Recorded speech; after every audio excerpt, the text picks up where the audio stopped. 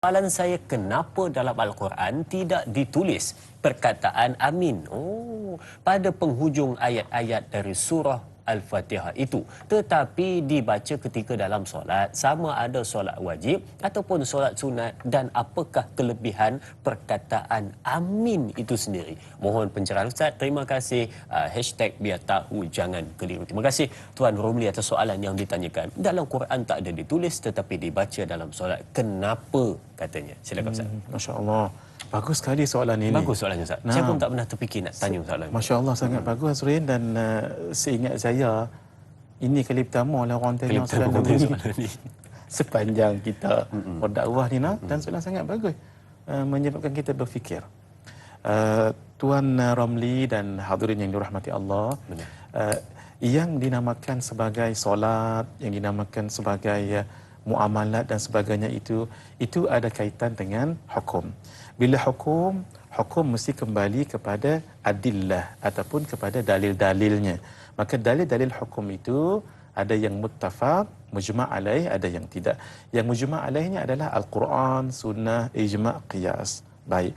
Kenapa di dalam Al-Quran tidak ada amin, tapi dalam solat kita baca amin? Dijawab, kerana hukum itu bukan hanya datang daripada Al-Quran, tapi juga daripada hadis Nabi SAW. Jadi, walaupun tidak ada amin di dalam Al-Quran, tetapi ada amin di dalam hadis. Jadi, kerana itu Nabi SAW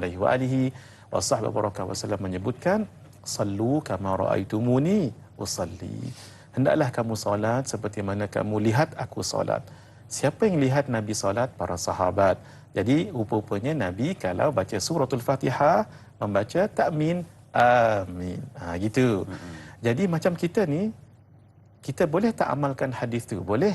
Tetapi bukan bermakna kita terus lihat Nabi. Ini harus difahami elok-elok hadirinnya. Al-Imam Ibn Hajar Al-Haytami di dalam kitabnya Al-Fatawa Al-Fiqhiyah Al-Kubra, beliau menyebutkan begini. Yang dikatakan hadis sallu kama ra'aitumuni usalli itu, hendaklah kamu solat seperti mana kamu lihat aku solat, itu bukan untuk kita, tapi untuk para sahabat. Apa dia? Ra'a basariyatan lis-sahabatil kiram. Untuk para sahabat memang melihat Nabi begini, tetapi untuk orang yang generasi tabi'in, tabi'in, tabi'in sampai generasi kita, kita lihat tak Nabi salat? Tidak kan? Nah, bagaimana caranya? Ilmiyatan lima fassara bihi al-fuqaha. Maka kita mengikut apa yang fuqaha, ulama-ulama syarahkan. Sebab kita tidak lihat Nabi solat. Begitu ya. Maka rujuk para alim ulama dalam kitab-kitab fiqah mereka. Sebab itulah hadirin, hadis tadi tu, para sahabat melihat Nabi solat dan mengucap amin. Kita lihat tak Nabi baca amin? Tak. Lihat tak sahabat? Tidak. Maka kita melihat fuqaha. Begitu cara memahami hadis sallu kama ra'aitumuni usalli. Jadi kenapa dalam Quran tak disebut? Hadis yang menyebutnya. Sebab itu kita baca dalam solat, kita sebut amin. Apa hikmahnya? Hikmahnya sangat besar. Hikmahnya ialah, apa yang diminta di dalam solat itu, yang dimohon oleh imam umpamanya sebagai wakil kita makmum, kita ramai-ramai kata amin, perkenankanlah ya Allah. Itu maksudnya. Kan hajat kita ni banyak, permintaan kita ni banyak, permasalahan kita banyak, kita nak minta dirongkaikan. Maka yang last kali tu, yang kita minta dalam surah yang sangat agung, dalam ibadah yang sangat mulia, dan dalam ketika kita berdiri mohon kepada Allah, bermunajat padanya yang waktu yang paling afdal, maka kita pun amin, perkenankanlah ya Allah semua yang kita minta tadi.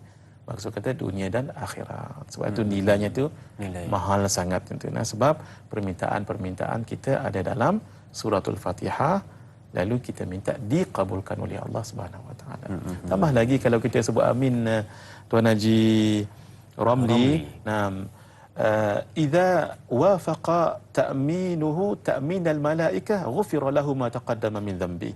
Kalau amin kita tadi tu sekali dengan amin malaikat. Malaikat juga menyebut amin, cuma kita tak tahulah, dan kita tak dengar dan kita tak menyedarinya. Tapi malaikat sebut amin. Idza wafaqa ta'minuhu ta'min al-malaikah, kalau yang kita sebut amin sama dengan amin malaikat, ghufira lahu ma taqaddama min dhanbi. diampunkan dosanya yang telah lalu, dosa kecil. Bukankah itu satu kemuliaan dan hikmah yang lain pula tu?